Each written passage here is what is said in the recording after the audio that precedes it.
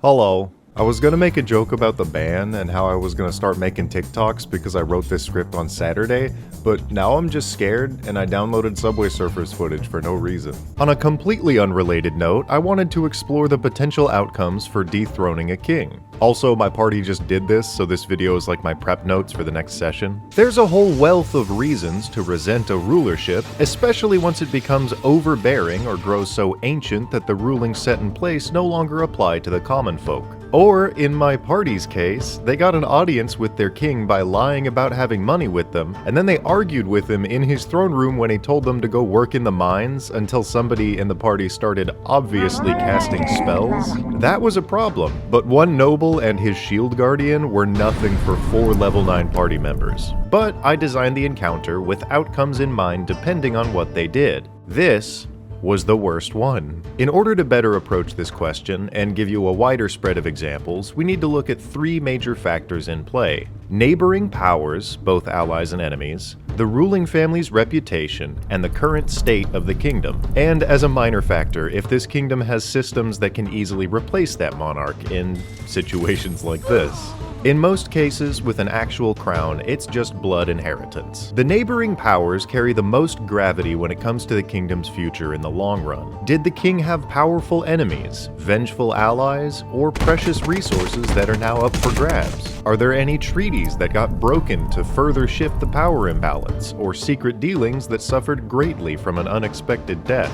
Here's my situation. The Dwarven King, Monarch of Digdown, has been under the thumb of a dragon named Gearlong for generations. So his family has been shoveling resources to keep this dragon at bay. At the same time, he started a war with the leader of another kingdom called Klinklang over petty squabbles. One of these places has basically all the metal exports in the land, and the other has all water, wine, and crops. So his war caused a trade drought for his people, and he was using up all the remaining resources for his weapons. To combat the dragon, Klinklang has their own ally who is a storm giant greater quintessent.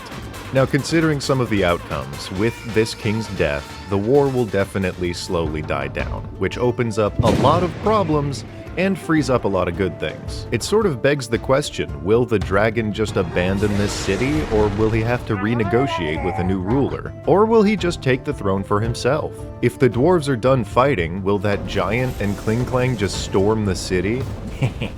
Storm. Do I end up with a situation on my hands where there are 2 giants clashing because they killed a little greasy dude named Badger? Is all the trade just screwed forever? Well, a lot of these questions are now up to every citizen in the town to figure out how to react to them. Like an apple tree shaken and ripped from the ground, every seed and sapling has a chance to replace that thing's canopy. And a lot of this is affected by the dead leader's reputation. Since he started the war over a misunderstanding about a crown, which was the party's fault like a year ago, nobody respects him very much. So any number of nobles, underground rulers, or workforces might want to try to do better. I think we're probably in for a citywide skirmish and a visit from a dragon. If your king was loved or respected, you might have the kingdom and all of its allies try to hunt down the assassins. Or neighboring allies might try to use their good graces to replace the power with their own resources. If your king was divisive, you'll get a civil war almost immediately, which means no new structures grow, and neighboring powers get big fat heated hogs over the idea of swooping in at the end and stealing up power. Not a good way to go. That's essentially a dead kingdom. Speaking of dead kingdoms, giving most of your money to a tyrant, hoarding the rest, and using all major resources to go to war with a previous ally whose precious resources are now barred from trade siphons all the life from your kingdom. The dwarves are broken, tired, and crave how things used to be. So they'll look to or create anyone that says that they can fix things. I have a tiefling undercity ruler who's been planning a coup for some time, and with the help of the party will quickly take over by planting a puppet king. Her intentions remain to be seen, but at least it's more stable than active war. But if your kingdom was thriving before the empty throne, it might continue to do so, provided they have good defensive measures in place. If your kingdom was small or super weak, everything is ruined. Everyone is fat. Everyone might just abandon the whole thing and find refuge in neighboring kingdoms, whether or not they're allowed to, which is its own major problem. But let's look at the obvious answer that your party might try, taking the throne for themselves. To do this right, they'll need to seek out and destroy everyone who supported the old ruler quickly, or get Uno reversed for a double assassination.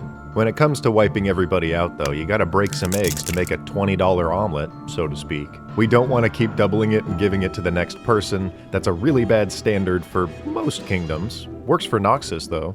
You'll also need to destroy measures set in place that protect the throne, like long-standing laws or the king's wife and child. That's what my party did. I'll never get over the fact that I made character bios for the family, but when the party showed up, the first thing the druid did was cast Erupting Earth on a literal child and his guard. I didn't even get to do the kid's voice. I'm gonna go play that game now. I think I got everything I need from you guys.